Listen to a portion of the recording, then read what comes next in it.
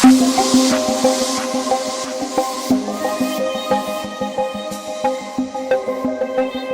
welcome to this week's Key Stage 4 GCSE English lesson. So this is the third session that we'll have been looking at Charles Dickens' A Christmas Carol. Now we are following AQA board, exam board, and we're looking at GCSE English literature.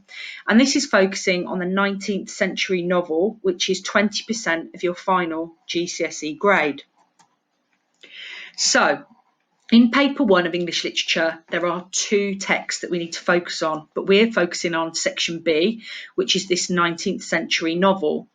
Now, students will answer one question on their novel of choice, and we've chosen the novella, A Christmas Carol. You'll be required to write in detail about an extract from the novel and then to write about the novel as a whole.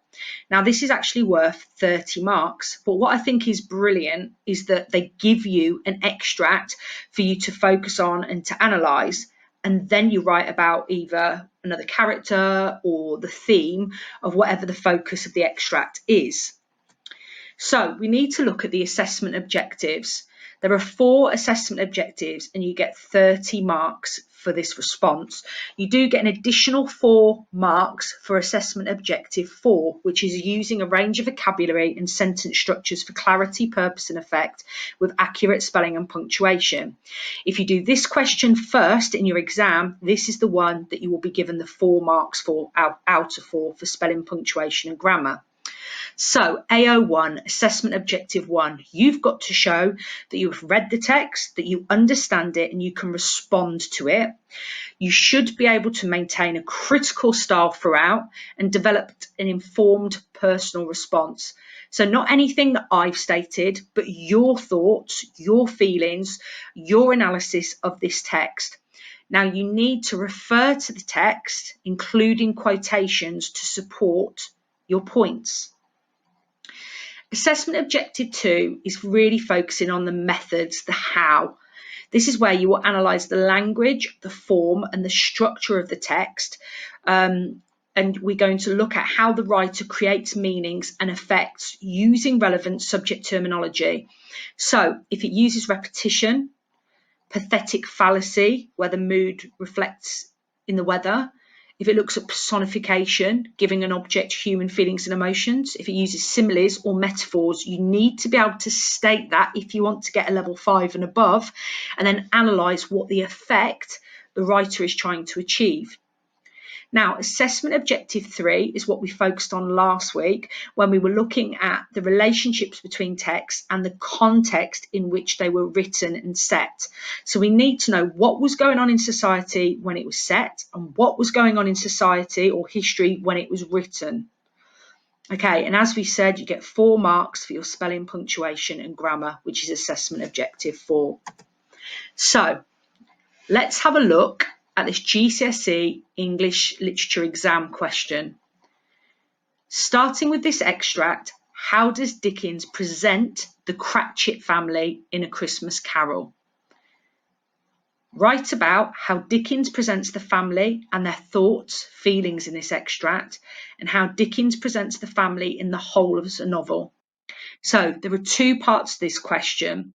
Now, you'd normally have about 45 minutes on this, and I would be inclined to spend about 25 minutes analysing the extract and another 20 minutes writing about the family as a whole throughout the whole of the novel. The examiner needs to be explicitly aware that you have read the whole of the novel. Okay, now again, it is 30 marks and they're looking for how you refer to the text, how the writer has created certain effects, and then what is the context of the novella. Okay, so what we're going to do is we're going to read the extract from A Christmas Carol and then answer the questions that we've just read. So in this extract, Scrooge is being shown the vision of the future where the Cratchit family have lost Tiny Tim. She hurried out to meet him, and little Bob and his comforter, he had need of it, poor fellow, came in.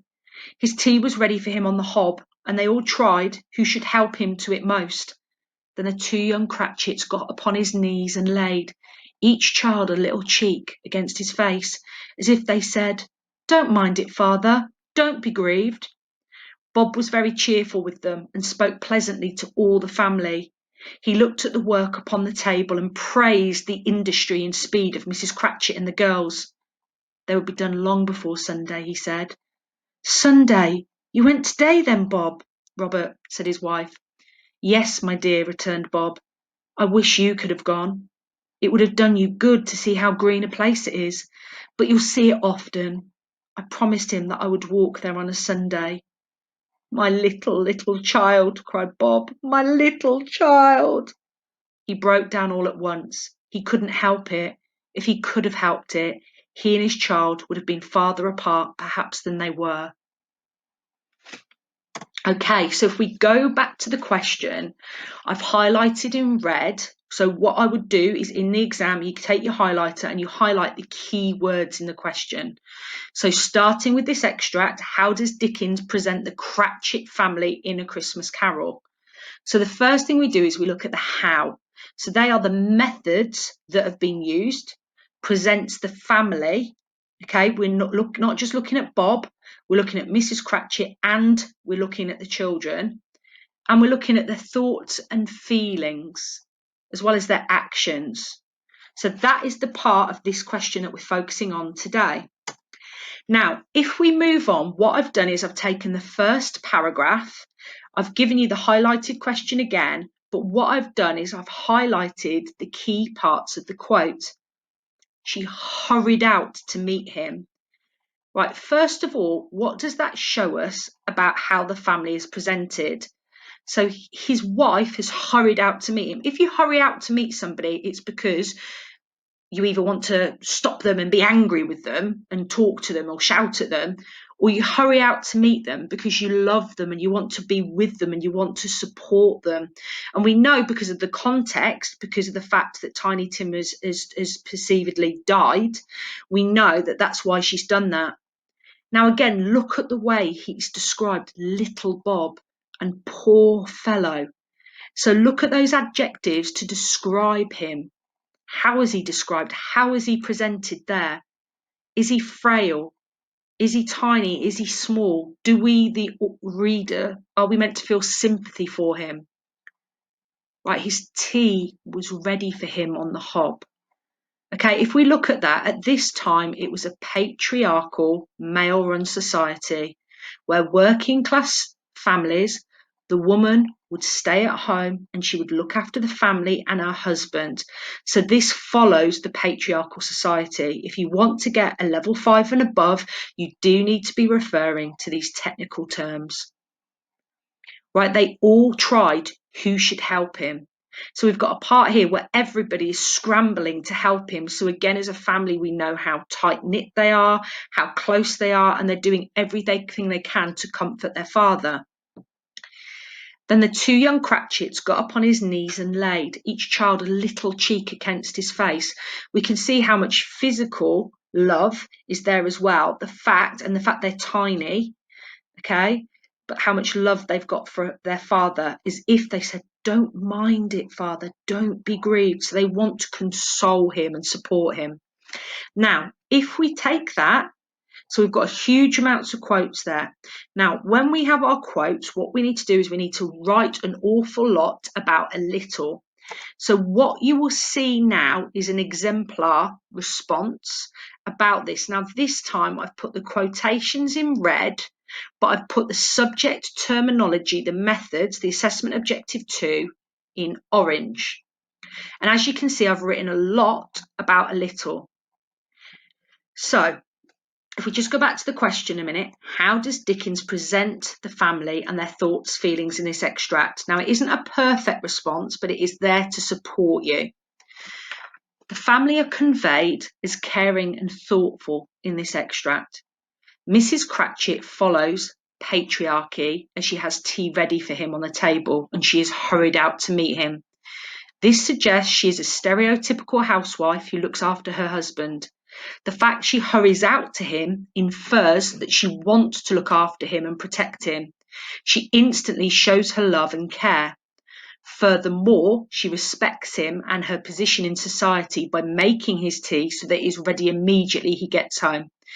Now here I want you to look at the discourse markers like furthermore and then moreover for the start of the second paragraph.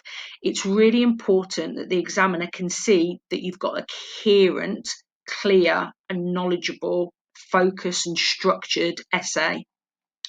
So moreover, the family are portrayed as a loving unit. They all tried who could help him to it most. So this implies that not only the mother supports the father, Bob, but also all of the children. Nothing is too much of a problem. And even though they have so very little, they want to care for one another.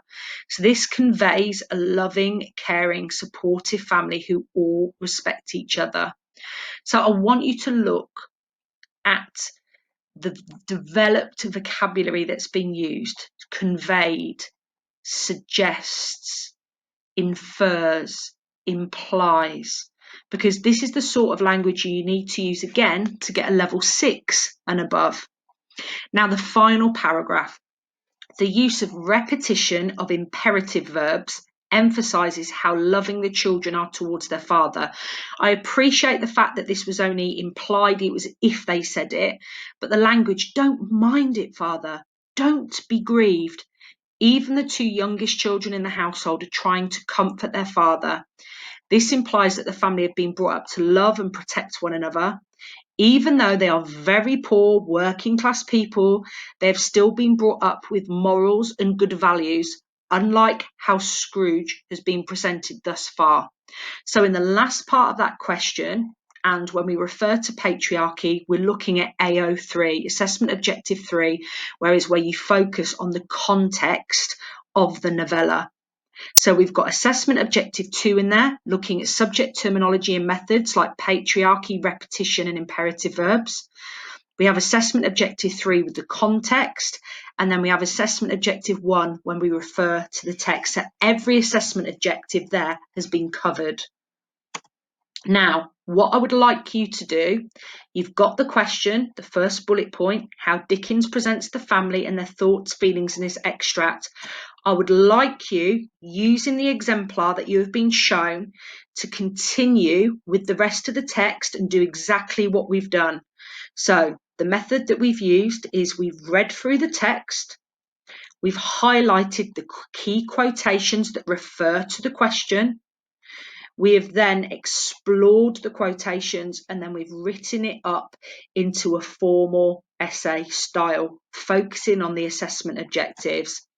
I would like you to try to do that and to write a side of A4, which you can do, and I want you to take a picture of it and send it in to me. There will be prizes and rewards given for those of you that do that. Remember, this is 20% of your final GCSE grade. Thank you very much for listening.